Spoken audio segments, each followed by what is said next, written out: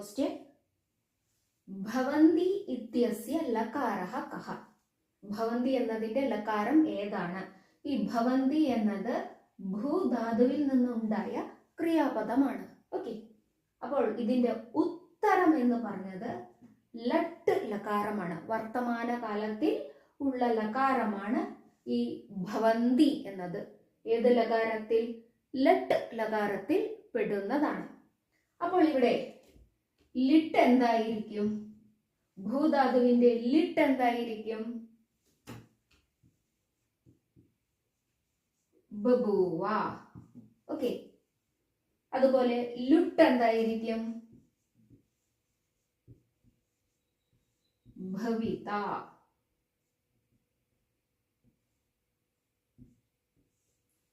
ലിട്ട് എന്തായിരിക്കും?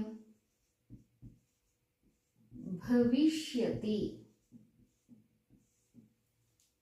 ഓക്കെ, അപ്പോൾ ഭൂധാതുവിന്റെ 4 ലകാരത്തിലുള്ള രൂപങ്ങൾ കേവലം ഏകവചനം മാത്രമാണ് ഇവിടെ എഴുതിയിരിക്കുന്നത്. ഓക്കെ, അപ്പോൾ ഇതെല്ലാം പഠിച്ചു വെച്ചോളൂ.